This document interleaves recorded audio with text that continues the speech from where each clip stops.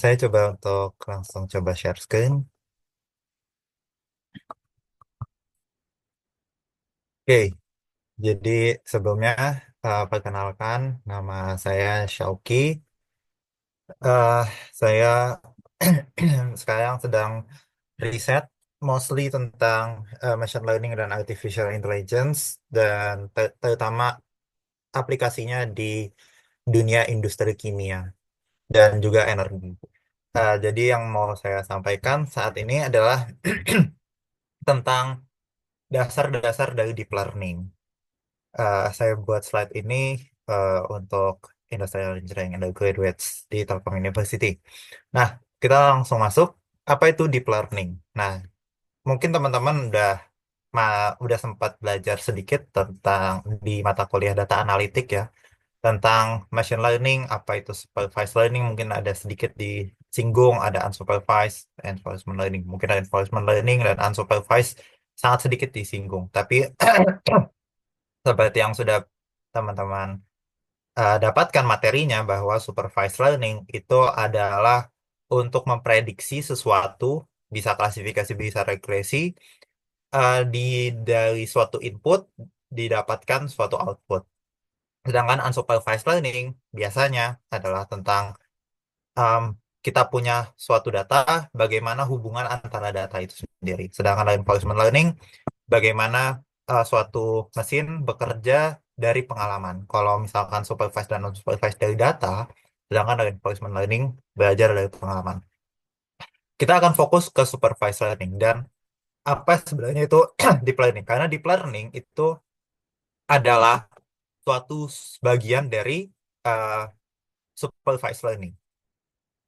Nah, deep learning itu adalah suatu bagian dari atau suatu sub dari AI, artificial intelligence. Artificial intelligence itu ada banyak sekali. Sebagiannya disebut machine learning dan sebagian kecilnya disebut deep learning. Deep learning itu jadi adalah suatu uh, dari machine learning yang spesialisasinya adalah menggunakan model namanya artificial neural network dan variasi-variasinya. Ada banyak sekali variasi dari artificial neural network atau akan saya sebut ANN, ANN atau deep neural network, dua hal yang sama. Deep neural network dan artificial neural network, dua hal yang sama. Nah, saat ini apapun eh, apapun aplikasi AI yang ada di market saat ini, yang ada dipakai itu saya cukup yakin mayoritasnya itu digunakan dibuat berdasarkan artificial neural network atau berdasarkan deep learning seperti ChatGPT. Ya, teman-teman udah sangat familiar dengan ChatGPT Synthesia itu untuk buat video, untuk video dari prompt, terus DALL-E 3, terus sekarang juga kalau di Google itu kan ada ringkasan, itu berdasar semua, itu juga berdasarkan deep learning. Sekarang yang baru itu ada Grok dari XAI, itu juga dari berdasarkan deep learning. uh, Ya, you name it lah, semua yang ada saat ini itu semua berdasarkan deep learning. Jadi kalau teman-teman kemarin belajar tentang decision tree itu bagus, tapi itu sangat terbatas, kemampuannya tuh sangat terbatas dan aplikasinya juga sangat terbatas. Sedangkan deep learning itu sangat mirip dengan decision tree, tapi kegunaannya jauh lebih besar. Dia bisa ngambil berbagai macam input, lalu dia juga bisa menghasilkan berbagai macam output, jadi sangat versatile atau sangat serba bisa dan sangat uh, lebih fleksibel dan lebih powerful juga. Nah, deep learning karena namanya dari artificial neural network itu berdasarkan dari neural network di manusia atau sistem saraf manusia.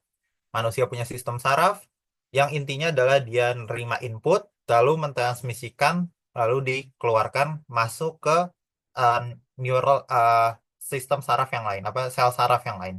Jadi sistem saraf itu kan kumpulan dari sel saraf yang banyak sekali. Nah, begitu juga di artificial neural network, dia mencoba untuk mereplikasi apa yang ada di otak manusia dari sistem saraf manusia, tapi sekarang dibuat di komputer, makanya namanya artificial, buatan. Nah, lalu bagaimana sebenarnya dan kenapa deep learning ini menarik sekali? Selain tadi dia itu sangat versatile, kalau kita lihat bahwa performanya itu sangat scale up terhadap data. Jadi semakin banyak data, dia akan semakin bagus. Tapi kalau misalkan algoritma-algoritma machine learning lainnya yang kita sebut tradisional, seperti misalkan decision tree, support vector machine, Gaussian process regressor, random forest, dan lain-lainnya, itu tuh nggak di scale baik terhadap data. Ketika datanya kecil itu oke-oke aja, tapi ketika datanya besar dia akan mengalami stagnansi performa, nggak akan jadi lebih bagus.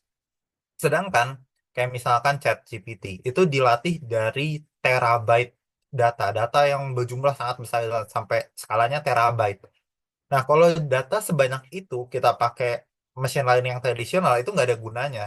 Buat apa kita punya data gede-gede, kita punya big data, tapi ternyata kita punya model yang nggak bisa scale up terhadap data tersebut. Sehingga deep learning atau artificial neural network itu sangat berguna, terutama ketika jumlah datanya begitu banyak. Nah, deep learning dan artificial neural network itu sebenarnya seperti ini strukturnya, bahwa dia terdiri dari neuron yang disebut neuron, ini yang bulat-bulat ini disebut neuron, dan terdiri dari tiga layer utama. Yang pertama input layer, hidden layer, dan output layer. Input layer seperti namanya, dia bertugas untuk menerima input.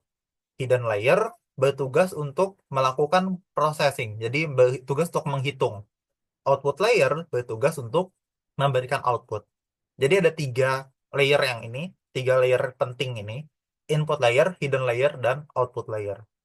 Input layer tugasnya menerima output, hidden layer tugasnya menghitung atau memproses informasi, dan output layer tugasnya adalah untuk memberikan output atau menghasilkan output. Nah, misalkan seperti ini. Kita punya uh, ANN yang seperti ini. Bagaimana sih sebenarnya cara dia untuk menerima output lalu memprosesnya? Nah, setiap setiap garis-garis ini yang menghubungkan satu neuron dengan neuron lainnya di layer yang lain, itu dia mempunyai namanya weight dan bias. Nah, caranya dia memproses informasi adalah misalkan kita punya input satu dan 2, angka satu dan angka 2 di sini. Lalu berapa nilai yang akan karena sebenarnya kan machine learning, artificial neural network, semua itu cuma matematika, kali tambah kurang bagi. Bahkan untuk kasus ini cuma kali dan tambah aja. Jadi kita akan cuma fokus ke dua operasi dasar matematika, kali tambah. Nah, gimana sih sebenarnya dia membuat dari satu angka terus diproses sehingga dapat output. Kayak misalkan ChatGPT ketik kita ketik prompt kita keluar suatu hasil. Itu kan dia melakukan proses dari prompt ada. Inputnya adalah prompt, output layernya itu adalah hasil yang bisa kita lihat. Hidden layernya nggak kelihatan sama kita. Nah, caranya adalah dia tuh sebenarnya mentransformasikan semua itu menjadi suatu angka. Sehingga bisa dihitung. Nah, misalkan angkanya satu dan angka 2. Anggaplah ini sebagai contoh. Lalu gimana cara dia dari satu 2 di sini, angka satu angka 2 sampai menjadi suatu angka yang lain di output layer. Dia pertama akan masuk ke hidden layer dulu. Nah, caranya adalah garis ini mempunyai sesuatu yang disebut weight. Dan setiap garis itu punya sesuatu yang disebut weight, dan setiap neuron punya sesuatu yang disebut bias. Weight ini suatu angka, bias itu juga suatu angka yang berfungsi untuk merubah angka tadi, angka sebelumnya menjadi suatu angka yang baru. Misalkan di sini satu. Weight-nya ini angka, misalkan satu juga. Dia akan satu dikali weight-nya. Satu dikali satu, hasilnya satu. Misalkan di sini. Ini satu, weight-nya misalkan satu.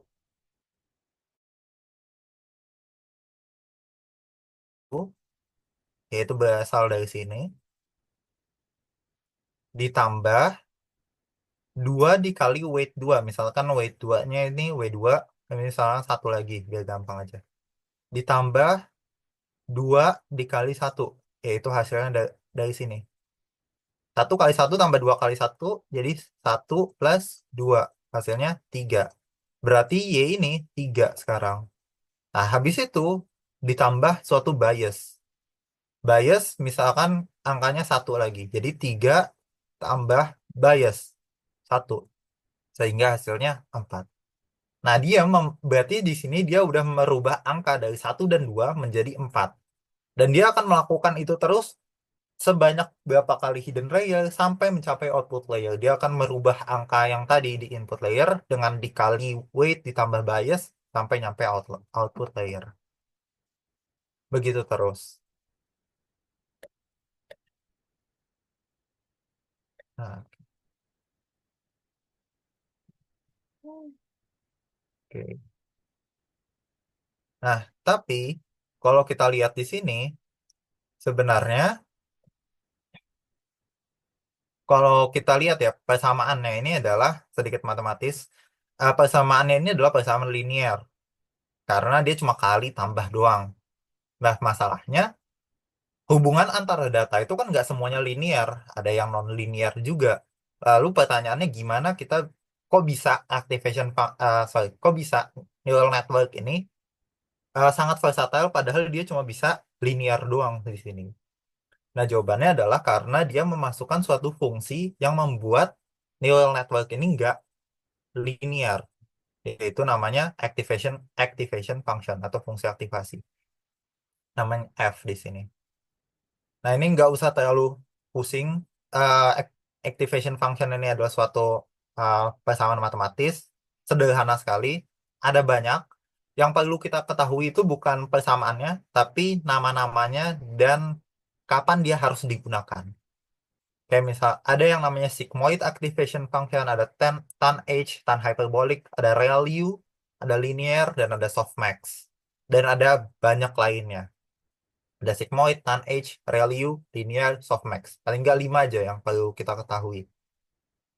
Sigmoid, nah yang paling penting di sini adalah dia ini sebenarnya mentransformasikan angka Y tadi, yang tadi kita dapat di sini 4 itu menjadi berapa karena dia dari sini 4 habis itu ditransformasi menjadi suatu angka lainnya.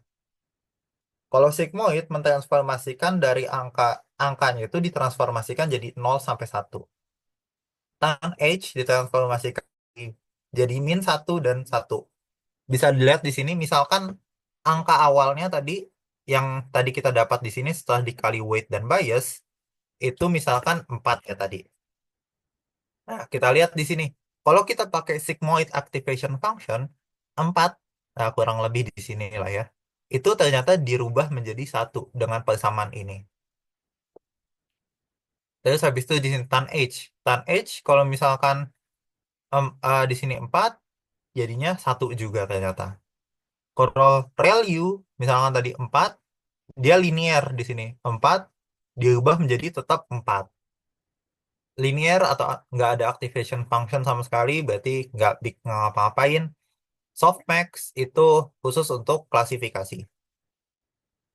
Constraint value-nya dia uh, dibatasi jadi 0 sampai 1 dan membuat totalnya jadi satu. Atau bisa kita bilang satu itu kan probability. Ya. 0 sampai 1 itu kan probability. Satu itu 100%, 0%. Seperti itu.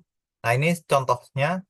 Misalkan kita punya X1, X1 dan X2-nya satu dan 2, weight-nya 1, weight-nya di sini 0,5 dan bias 2. Maka hasil di sini adalah 4. Karena satu kali satu tambah 2 kali 1 kali 1 kan 1, 2 kali 0,5 itu 1, jadi 1 tambah 1 2, ditambah biasnya 2 4. Di sini 4 nih sekarang. Nah, sudah 4, lalu dimasukkan ke activation function. Misalkan kita asumsikan ini adalah suatu sigmoid. Kalau sigmoid, rumusnya jadi seperti ini, jadi Y sama dengan 0,982. Sehingga di akhirnya itu 0,982. Dan proses ini berlanjut terus-terusan. Ini kan cuma dua neuron ya, dua neuron masuk ke satu neuron. Nah, ini akan terus-terusan sampai banyak sekali neuron. Karena yang bisa kita lihat di sini, ini ada banyak banget, sebenarnya relatif dikit ini. Tapi dari misalkan tadi kita lihat satu 2 di sini jadi 0,98. Nanti dia lanjut lagi ke sini ke semuanya, terus lanjut lagi ke sini sampai output layernya. Seperti itu. Oke, sampai sini ada yang mau ditanyakan dulu?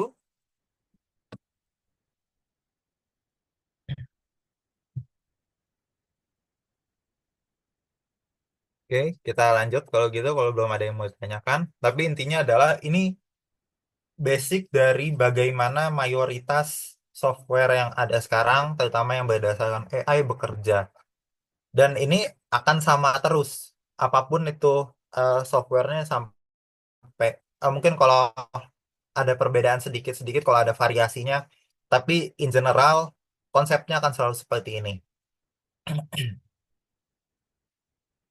Kita lanjut. Eh, Bagaimana? Nah, kalau kemarin di perkuliahan kalian, kalau nggak salah, kalian menggunakan decision tree ya. Nah, di decision tree itu kan kalian pakai ada fungsi dot fit ya, model dot fit atau tree dot fit atau apapun pokoknya dot fit. Itu fungsinya adalah untuk melatih datanya kan, melatih modelnya. Nah, pertanyaannya bagaimana deep neural network atau artificial neural network dilatih? Pada dasarnya, yang dinamakan learning atau belajar bagi si mesin atau bagi suatu komputer itu adalah bagaimana dia mengotak-atik parameter, suatu parameter sehingga errornya itu minimum. Di sini dia akan mengotak-atik angka weight dan angka biasnya. Akan diotak-atik misalnya tadi 1, 0,5 sama 2. Oh, terus habis itu dibandingin sama hasilnya. Kalau hasilnya belum minimum errornya atau errornya belum mencapai mendekati nol, maka diganti lagi sama dia, weight sama dan biasnya. Nah, maka dia akan melakukan optimasi uh, sehingga hasilnya minimum, errornya minimum. Jadi kayak gini, dia akan melakukan uh, mencari titik optimumnya. Berapa sih weight dan bias yang kita butuhkan sehingga errornya minimum. Kayak gini. Jadi dia akan mencari misalnya, oh ini weightnya 1, ternyata masih jelek, masih gede errornya. Oke, weightnya 2 sekarang, weightnya 3, 4, 5 terus sampai dia cari titik optimumnya.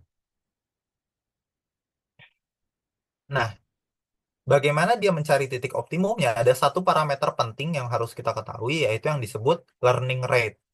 Learning rate atau bahasa Indonesia mungkin uh, kurva pembelajaran, uh, apa namanya? Laju pembelajaran. Learning rate, nah itu adalah menentukan seberapa cepat sih kita bakal memaksa si mesin ini belajar. Semakin tinggi learning rate-nya, semakin cepat dia belajar, semakin kecil learning rate-nya, semakin lambat dia belajar. Masalahnya, kalau dia terlalu cepat belajarnya, kayak gini, very high learning rate, errornya itu malah akan naik. Karena bakal kayak gini, dia kan tadi kita pengennya dia pelan-pelan sampai mencapai titik optimumnya. Nah, kalau ketinggian learning rate-nya, dia bakal zigzag seperti ini, malah uh, akan justru malah tambah jelek hasilnya. Jadi kita pengen learning rate yang tepat, yang tidak terlalu cepat, tidak terlalu lambat. Kalau terlalu lambat juga akan lama banget dia belajarnya. Biasanya angka learning rate itu 0 sampai 1. Tapi umumnya dia akan mendekati 0. Kayak misalkan 1, 0,0001, 0,001, dan lain-lainnya. Jadi 0,00 sekian biasanya. Nah, eh, ini adalah contohnya bagaimana dia dilatih. Jadi misalkan kita punya X1-nya 1, X2-nya 2.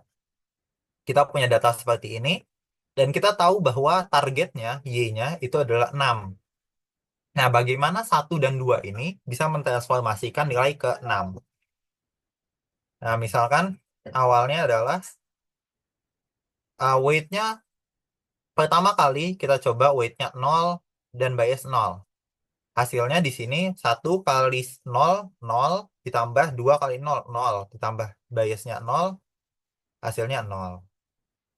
Lalu kita pakai ReLU. ReLU itu merubah menjadi eh, bilangan positif terus. Sehingga kita di sini kita dapatkan hasilnya nol.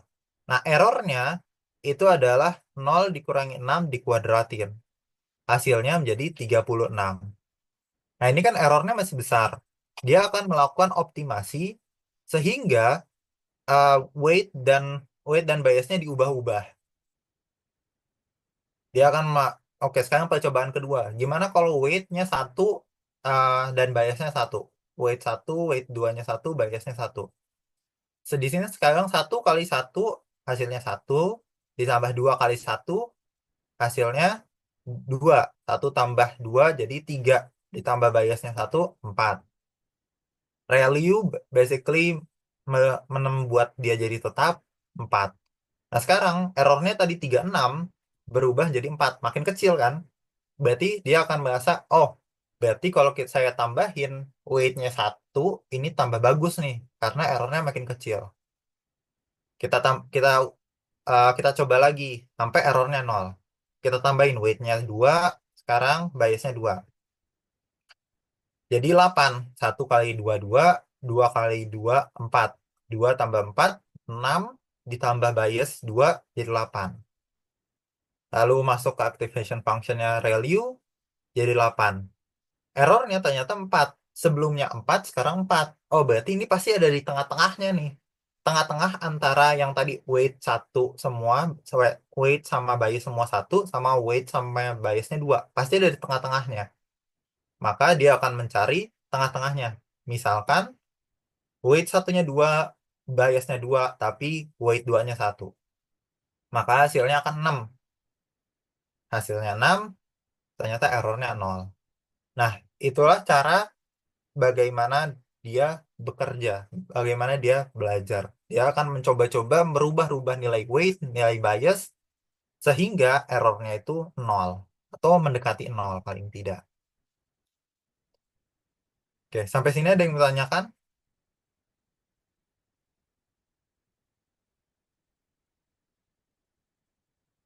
Oke, kita lanjut kalau belum ada yang mau ditanyakan. Nah, lalu bagaimana implementasinya di Python? Tentu sebagaimana yang ini kan udah 2024 mau 2025 bahkan ya. Kalau kalian cari apapun yang kalian inginkan sekarang tuh udah ada di Python, udah ada library-nya di Python. Nggak perlu kalian uh, coding dari awal. Jadi mau apapun itu, mau dari LLM, mau dari OCR dan lain-lainnya itu pasti udah ada di Python. Begitu pula deep learning. Deep learning ada tiga library utama. Yang pertama TensorFlow, Keras, dan PyTorch. TensorFlow dan Keras ini dari Google, PyTorch kalau nggak salah dari Facebook. Nah, tapi yang akan kita gunakan di kelas ini atau di sesi kali ini adalah TensorFlow dan Keras. Sebenarnya ini dua hal yang sama. TensorFlow itu di atasnya Keras gitu. Nah, kurang lebih seperti ini yang akan kita lakukan. Pertama, kita akan load datanya, lalu kita pre-process datanya. Eh, yang penting di sini adalah data tuh harus uh, dilakukan feature scaling. Feature scaling itu adalah membuat angkanya, angka apa namanya, angka feature-nya itu menjadi dalam skala yang sama. Bisa dari 0 sampai 1 menggunakan min max scalar, bisa min 3 sampai 3 menggunakan standard scalar. Lalu um, kita define modelnya, lalu kita train, kita prediksi hasilnya, kita hitung errornya berapa, lalu kita visualisasikan. Nah, paling enggak ketika kita melakukan coding untuk deep learning, kita harus mendefinisikan masing-masing layer. Jadi, pertama input layer. Kita pengen layernya ini jenisnya apa, berapa jumlah neuronnya, dan apa activation functionnya. Untuk input layer sebenarnya nggak ada activation, fungsi aktivasinya ini nggak ada, activation functionnya nggak ada. Lalu kita harus mendefinisikan selanjutnya hidden layer. Hidden layer ini kita harus uh, definisikan juga. Kita pengen layernya jenis apa, neuronnya jumlahnya berapa, dan apa activation functionnya. Lalu lanjut lagi ke layer selanjutnya. Kita pengen jenis layernya apa, pengen berapa jumlah neuron per layernya, dan apa jenis activation functionnya. Sampai ke output layer. Kita pengen jumlah neuronnya berapa, berapa jenis jenis layernya apa, dan activation functionnya apa. Kita harus definisikan itu semua ketika melakukan coding di Python. Nah, ini adalah suatu pseudocode-nya ketika mendefinisikan model. Pertama, kita definisikan dulu optimizer. Optimizer itu adalah, nanti akan kita diskusikan itu apa. Lalu kita input layer. Input layer sama dengan input. Ini adalah suatu metode di TensorFlow, di Keras. Lalu shape. Shape itu adalah jumlah neuronnya. Jumlah neuronnya adalah sama dengan shape dari X atau jumlah feature-nya. Lalu hidden layer. Hidden layer itu jenisnya dense. Dense itu yang standar, yang paling standar. Units. Units itu adalah berapa jumlahnya di sini. Berapa neuron. Ini kan ada 1, 2, 3, 4, 5. Berarti unitsnya 5. Lalu activation functionnya apa? Di sini kita anggap pada value. Lalu input layer. Input layer maksudnya adalah kita menghubungkan hidden layer satu dengan input layer. Jadi di sini kita maksudnya adalah hidden layer satu punya input dari input layer. Hidden layer 2 kita definisikan lagi, itu yang bagian sini berarti itu adalah dense jenisnya yang paling standar. Units 5 berarti ada 1, 2, 3, 4, 5. Ada 5 jumlah neuron, activationnya adalah ReLU, dan dia mengambil atau layer sebelumnya itu siapa? Layer sebelumnya adalah hidden layer satu.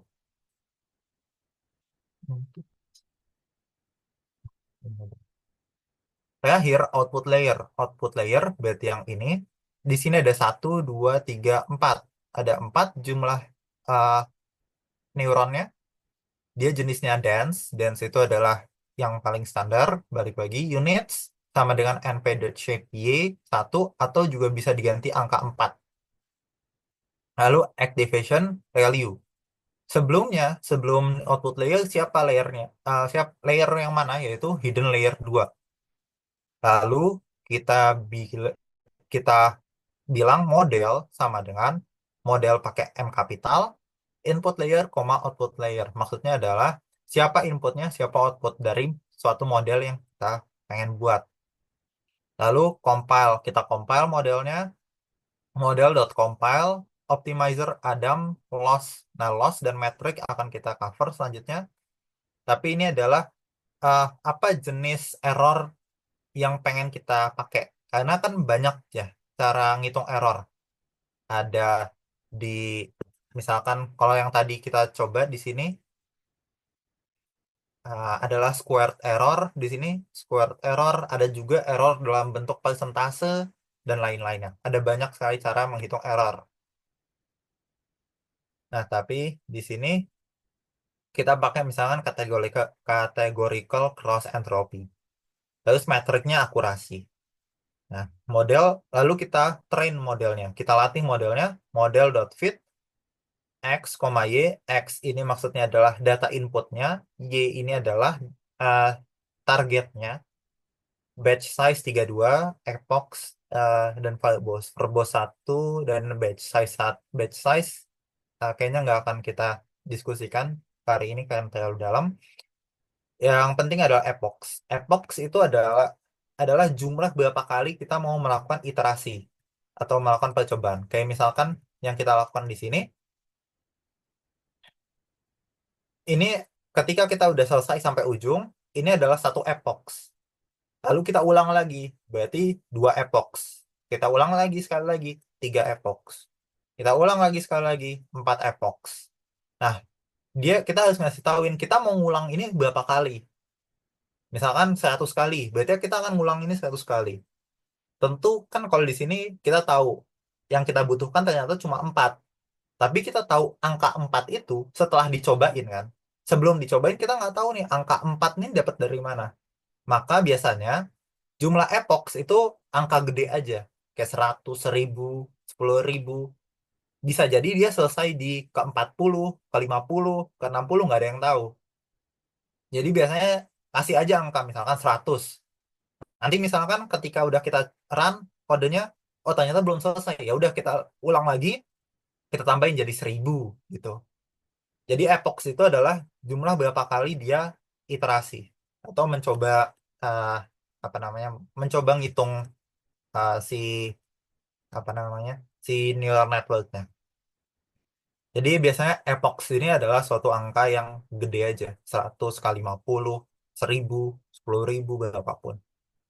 Jadi semakin besar tentu akan kita bisa ngelihat dia lebih aman ya. Semakin besar semakin aman karena ya masa kalau kita kasih epoch 1 juta dia masa nggak converge converge kan? Nggak mungkin juga. Tapi kalau 1 juta berarti kita bakal nunggu lama banget nih karena dia harus nge-run 1 juta kali. Jadi kita harus melihat juga kompleksitas datanya. Kalau datanya kompleks, kayak misalkan data yang kita ambil tuh gambar atau teks yang sangat kompleks gitu, ya mungkin epochnya lama. Tapi kalau datanya sederhana gitu kayak cuma angka doang, ya mungkin epoch 100 cukup lah. Epoch 50 mungkin cukup. Itu. Nah, tadi saya di sini bilang ada tentang optimizer. Optimizer itu apa? Balik lagi. Tadi kita tahu bahwa neural network itu melakukan optimasi untuk membuat errornya tuh sekecil mungkin. Sampai nol kalau bisa. Nah, bagaimana cara dia mendapatkan error nol atau bagaimana cara dia balik lagi di sini? Gimana cara dia tahu misalkan kan tadi nol nih. Sorry. Nol. Oke, gimana cara dia tahu bahwa weight selanjutnya itu harus satu, weight selanjutnya itu harus satu atau biasnya satu. Nah, atau misalkan kenapa harus satu? Kenapa nggak 0,5? Kenapa nggak 0,8? Kenapa nggak berapapun? 2, 3, 5, 10? Kenapa nggak kayak gitu? Nah, dia menghitung berapa weight selanjutnya, nggak cuma dari tadi learning rate, tapi juga dari optimizer apa yang dipakai. Ketika kita melakukan, ketika kita bisa dilihat di sini, eh ini ini adalah titik optimalnya atau ketika error nol lah, anggap ketika error nol. Beda-beda optimizer, ada optimizer itu adalah eh, algoritma yang dipakai untuk mendapatkan nilai minimal. Beda algoritma tentu beda kecepatan, beda akurasi. Di sini ada banyak sekali optimizer. Ada SDG, ada SGD with momentum, ada grad, RMS prompt, ADAM, banyak. Most of the times yang selalu digunakan adalah ADAM. Karena bisa kita lihat di sini sebenarnya ini RMS prop ya yang paling cepat, tapi biasanya ADAM lebih akurat dan cukup cepat. Jadi beda optimizer akan menentukan kecepatan kita mendapatkan hasil dan juga akurasinya. Dan juga yang menentukan adalah si learning rate. Nah, Adam di sini kan kita bilang Adam artinya adalah optimizer yang kita pengen adalah Adam. 0,001 ini adalah learning rate-nya. Kita pengen Adam pakai optimizernya dan learning rate-nya adalah 0,001. Oke, sampai sini ada yang ditanyakan dulu?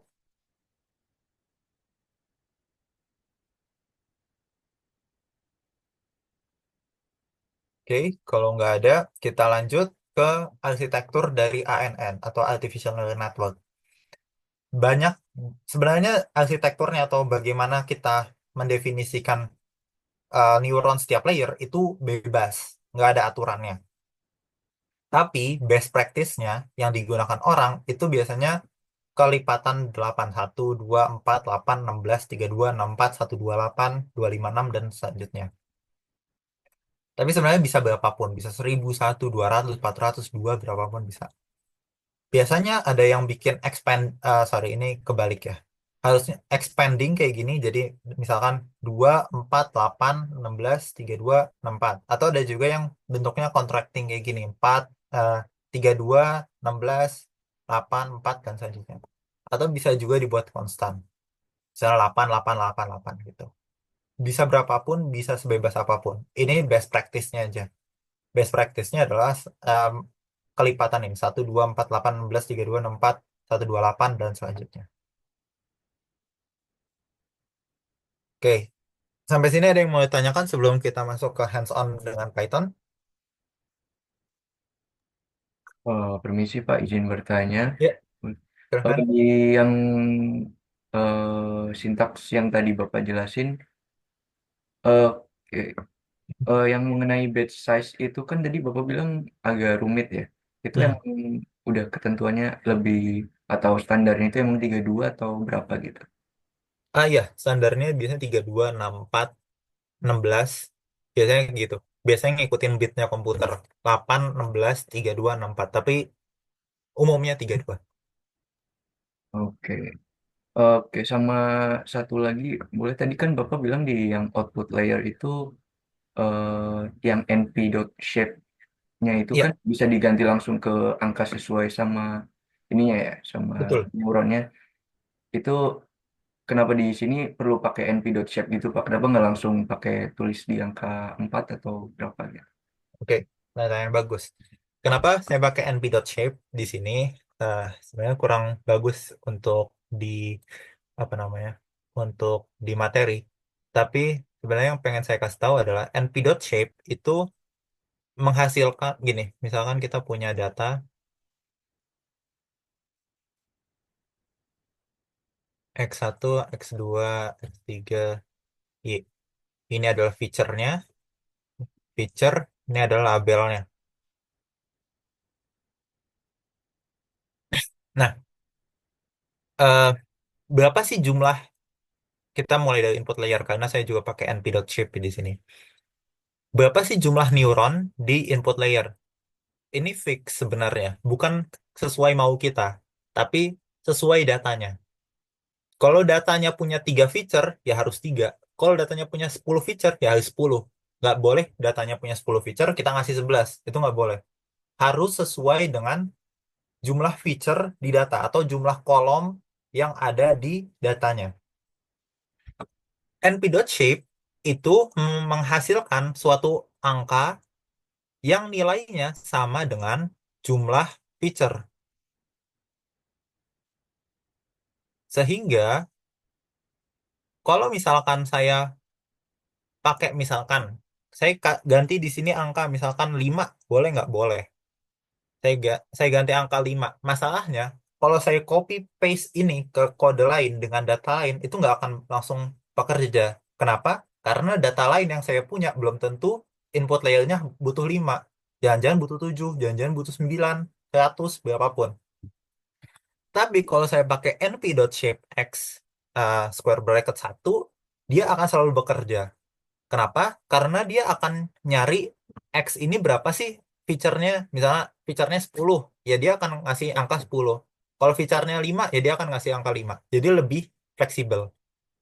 Begitu pula yang output layer. Output layer itu juga bukan semau kita. Beda sama hidden layer. Hidden layer itu semau kita. Mau kita kasih angka berapapun boleh. It's okay. Input layer sama output layer nggak boleh sesuka kita. Input layer itu harus sesuai dengan jumlah feature, output layer harus sesuai dengan jumlah hasilnya. Misalkan hasilnya tuh cuma dua, let's say panas dingin, pengen ngebedain panas dingin. Ya udah, kalau gitu unit di sini cuma boleh angkanya dua, nggak boleh tiga, nggak boleh empat, nggak boleh satu, harus dua.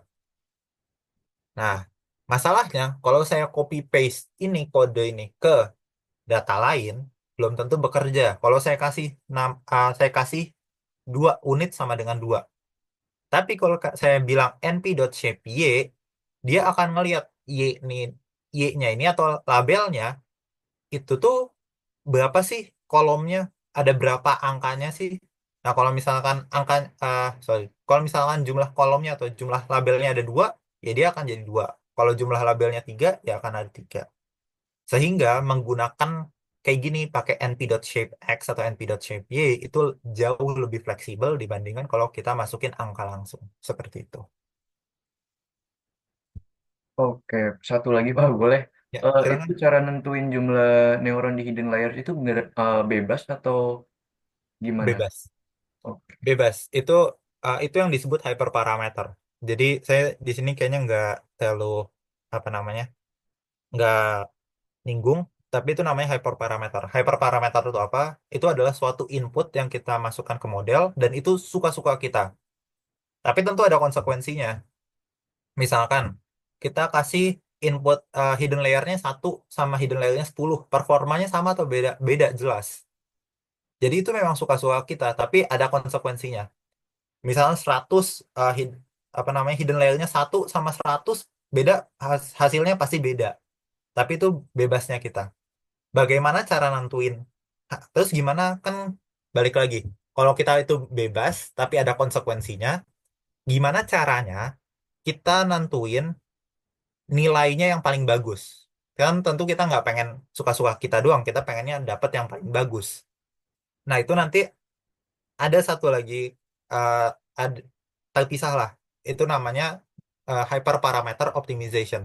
Gimana kita mengotak-atik hyperparameter supaya mendapatkan hyperparameter yang bagus. In this context itu adalah berapa jumlah neuron di hidden layer sehingga mendapatkan output yang terbaik. Seperti itu. baik Pak, terima kasih banyak. Terima kasih. Oke, ada lagi yang mau ditanyakan? Pak, Belum? izin bertanya, Ya, silahkan. eh, kapan kita tahu kalau kita itu pakai activationnya ReLU? Kan tadi ada 5 ya, Pak. Betul. Nah, kapan kita pakai ReLU, kapan kita pakai softmax, dan biasanya tuh bentuk data yang cocok, yang ciri-ciri yang kita pakai tuh bentuk data yang seperti apa, Pak? Oke, Kasih. terima kasih. Pertanyaannya bagus. Kapan kita pakai masing-masing activation function? Sebenarnya ada rule of thumb-nya. Rule of thumb itu adalah cara gampangnya untuk menentukan apakah ini selalu betul, most of the time betul, tapi harus hati-hati. Softmax itu khusus untuk klasifikasi pada output layer. Pada output layer khusus klasifikasi softmax. Linear biasanya itu untuk regresi, untuk di output layer. Nggak harus, tapi biasanya. Nah, lalu gimana value sigmoid dan 10H itu biasanya dipakai di hidden layer. Nah, sekarang boleh nggak value dipakai untuk di output layer? Boleh. Boleh nggak 10H dipakai untuk di output layer? Boleh. Boleh nggak linear dipakai di hidden layer? Boleh. Semuanya boleh nggak dipakai dimanapun? Boleh. Balik lagi, ini hyperparameter yang tadi saya sebutkan. Tentu ada konsekuensinya dari pilihan kita. Tapi boleh nggak digunakan? Boleh. Tapi ada konsekuensinya. Balik lagi, cara kita cara kita make itu, cara kita milih bisa dilakukan optimasi, namanya hyperparameter optimization. Dan kayaknya nggak saya bahas di sini karena itu kayaknya cukup panjang. Tapi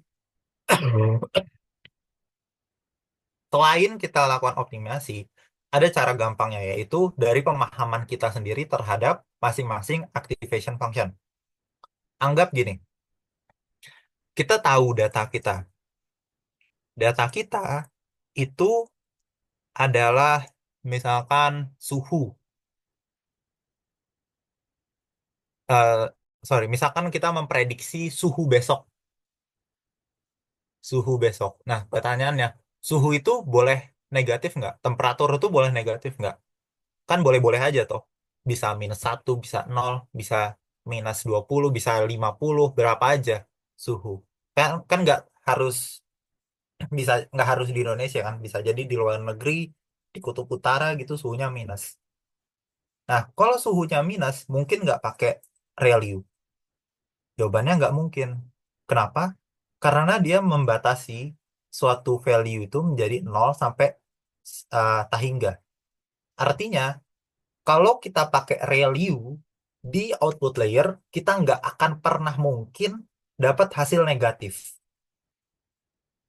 Sehingga kalau kita tahu nih, ini kita outputnya ini pengen ada hasil negatif, ada hasil positif. Maka jangan pakai ReLU. Pakainya bisa jadi linear. Boleh nggak kita pakai sigmoid? Nggak boleh. Kenapa? Sigmoid itu membatasi angka 0 sampai 1. Kan suhu itu nggak 0 sampai 1. Bisa 20, bisa 30, bisa minus, berapapun. Boleh nggak pakai tan H? Nggak boleh. Kenapa? Tan H membatasi nilainya jadi -1 sampai 1. Sehingga kemungkinan yang bisa kita pakai adalah linear. Karena kita pengen angkanya negatif dan ada positif. Kebalikannya, gimana kalau kita pengen punya suatu hasil yang hasilnya itu nggak masuk akal kalau misalkan negatif. Misalkan jumlah orang. Jumlah orang itu kan nggak mungkin ada negatif jumlah orang. Nah, kalau gitu jangan pakai linear. Kenapa? Kalau linear, mungkin banget hasilnya ada negatifnya. Bisa jadi pakai ReLU. Atau bisa nggak pakai tan H? Tan H itu -1 sampai 1. Nggak mungkin. Karena kita pengennya, nah, misalnya lebih dari 1. Seperti itu. Jadi, ada dua cara untuk summary-nya. Ada dua cara bagaimana kita memilih activation function. Yang pertama, kita melakukan hyperparameter optimization. Itu adalah suatu pendekatan matematis. Jadi kita ada caranya menghitung bagaimana, dan itu akan pakai program komputer, pakai coding di Python. Intinya adalah dia akan menghasilkan apa apa activation function yang paling baik untuk masing-masing layer. Itu satu. Jadi sangat saintifik lah. Yang kedua, caranya adalah dan lebih simpel dan umumnya ini sebenarnya udah cukup, yaitu adalah dengan kita memahami batasan-batasan dari masing-masing activation function. Data kita nih, angkanya berapa? Kalau kita expect angkanya lebih dari 1, ya jangan pakai sigmoid dan tan H di output layernya. Tapi kalau misalkan kita pengennya dia negatif, ya jangan pakai ReLU. Seperti itu. Sedangkan kalau angka atau misalkan eh, apa namanya activation function di hidden layer itu relatif lebih fleksibel, bisa apapun. Karena yang tadi yang kita dapat hasilnya itu kan dari output layer. Jadi kita harus ngelihat, harus benar-benar yakin di output layer nih nggak aneh. Kayak yang tadi saya bilang, kalau misalkan suhu ya jangan pakai sigmoid di akhirnya karena dia kan 0 sampai 1, nggak akan dapat hasil yang bagus. Seperti itu. Baik, Pak. Terima kasih, Pak. Ya, sama-sama. Saya ada lagi yang mau ditanyakan sebelum kita lanjut ke hands-on dengan Python? Izin bertanya Pak, Ya, silahkan. buat lanjutin yang tadi kan Bapak nyebutin contohnya tuh kayak data kita tuh pengennya kayak jumlah orang gitu kan masih apa sih kayak angka nominal kan. Kalau Ya, kategorikal kayak misalkan preferensi pelanggan gitu gimana tuh, Pak? oke. Kalau di sini, di deep learning, itu semuanya tuh dijadikan angka. Semuanya angka. Berarti kita harus bikin si kategorikal itu, kayak tadi preferensi pelanggan, dirubah jadi angka. Caranya ada namanya one hot encoder, nanti akan kita coba. Tapi intinya adalah menjadi angka. Misalkan, gampangnya gini deh, one hot encoder itu. Kita hapus dulu. Sky, body clean. Misalkan eh, kita punya ini data lah, ya data. Terus habis itu preferensinya misalkan ini hasilnya ya. Tinggi, terus sedang, rendah. Ada 3. Tinggi, sedang, rendah. Kita harus ubah ini jadi angka. Pertama, kita ganti. Misalkan tinggi itu adalah 0, sedang itu 1, rendah itu 2. Oke, kita udah ubah jadi angka. Sekarang ini kita ngomongin output layernya aja. Kita punya 3 output layer berarti, karena ada tinggi, sedang, rendah. Di sini tinggi, ini misalkan output layer untuk tinggi, 0, sedang 1, ya rendah, 2. Nah, ketika kita melakukan menggunakan deep learning atau artificial neural network, tiga-tiga angka ini akan punya nilai. Misalkan di sini. Nah, terus habis itu kita pakai softmax. Softmax itu angkanya 0 sampai 1. Dan 0 sampai 1 dan totalnya menjadi 1. Artinya, itu menjadi sebuah kemungkinan, probability. Karena 0 sampai 1, 0 sampai 100%, dan total dari tiga ini, itu kalau dijumlah sama dengan 1. Misalkan ini 0,5, ini 0,3, ini 0,2, total 1. Sekarang kita punya probability atau kemungkinan untuk masing-masing. Tinggi itu kalau kita punya input sekian, maka kemungkinannya hasil tinggi itu 50%, hasil sedang tuh 30%, hasil rendah tuh 20%. Mana jawabannya? Berarti kita tinggal ambil, oh jawabannya itu adalah yang paling gede probability-nya, yaitu yang si tinggi tadi. Seperti itu. Baik, Pak. Terima kasih. Ya. Sama. Ada lagi yang mau ditanyakan sebelum kita lanjut?